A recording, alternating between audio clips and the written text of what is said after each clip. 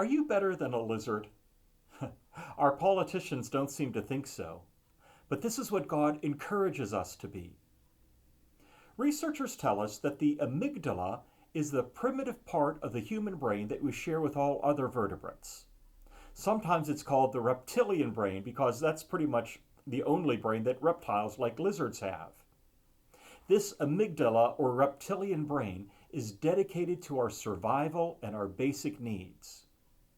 It responds to threats that we face by making us feel fear, and this helps us avoid it and helps us know how to get away from it. In other words, fear is one of our most basic primal emotions. And fear can lead to a number of responses: fight or flight or freeze and so on. So because fear is such a basic and primal emotion, it's no wonder that politicians appeal to it. Because if I can get you to fear or to hate my opponent, then you're less likely to vote for them and more likely to vote for me. That's why so many of the political ads that we're being deluged with these days cater to our fears. Everyone says they hate negative campaigning. But campaigns go negative because everyone knows they work. They appeal to your fear, your most basic emotion, to try to get you on their side.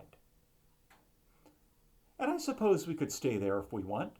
We could go through life being controlled by our primitive reptilian brain, reacting to whatever happens to us with primitive urges based on fear. In many ways, this is the most natural and even most instinctive way to live. But God challenges us to be better than lizards. He wants us to rise above our fears and our anger and our other primitive emotions, not to rely on our default reactions, but to follow his higher calling. Anxiety is a kissing cousin of fear. Because anxiety is fear not of what you're facing right now, it's fear of what you might face. Anxiety is fear of the future, not of that immediate threat that your amygdala is so good at catching. Anxiety is the curse of a life that does not rely on the Lord. In Deuteronomy chapter 28, Moses laid out for the people the choice that they had right before they entered the promised land. This is after their 40 years in the wilderness.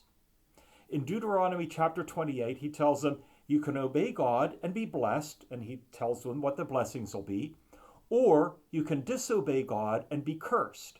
And then he gives a long list of all the terrible things that will happen to the nation if they disobey God. But that long list ends with a description of the emotional state of mind of people who are cursed. This is how, according to Deuteronomy chapter 28, this is how a cursed mind works. The Lord will give you an anxious mind, eyes weary with longing, and a despairing heart. You will live in constant suspense, filled with dread both day and night, never sure of your life. In the morning you will say, if only it were evening, and then in the evening, if only it were morning, because of the terror that will fill your hearts and the sights that your eyes will see. Unfortunately, many of us choose to live this cursed form of life. Many of us don't even recognize there could be an other way of living, a way of living that is not marked with anxiety, constantly being afraid of what might happen to us. This is not what God desires for us. We can find what God's will is for us, for example, in Philippians chapter 4. In Philippians chapter 4, we can read verse 6 without realizing how strange it actually is. Do not be anxious about anything, but in every situation, by prayer and petition, with thanksgiving, present your requests to God. In other words, replace your anxiety with thanksgiving. This is something lizards can't do, but we can if we choose to. Because you see, we're more advanced than lizards.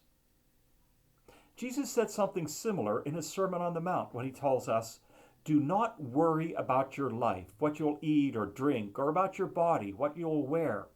And then he went on to ask, can any one of you, by worrying, add a single hour to your life? Philippians and Jesus both tell us, do not worry about anything. Now, they're not telling us that there is nothing threatening us, but they are telling us a different way to respond to the threats we may face. To respond not with fear, but to respond with faith. Even in the midst of danger, we are able to thank God. And in doing so, we discover the peace that only He can give. Would you pray with me, please? Lord, I would be a fool to try to suggest that this world is not a terrifying place full of threats and dangers. It would be crazy for me to say there's nothing to worry about in the future. But what is even crazier, Lord, is for us to allow these dangers and threats to make us descend into fear. We do not need to fear them because you are our good shepherd. We fear no evil because you are with us. Your rod and your staff, they comfort us. So, Lord, even as the voices all around us are trying to tell us to be afraid of this or that, and even as our own little reptilian brain is telling us to be afraid, give us the ability to thank you and to trust you and to find the peace that only you can give. Amen. Thanks for joining me. We'll talk again later.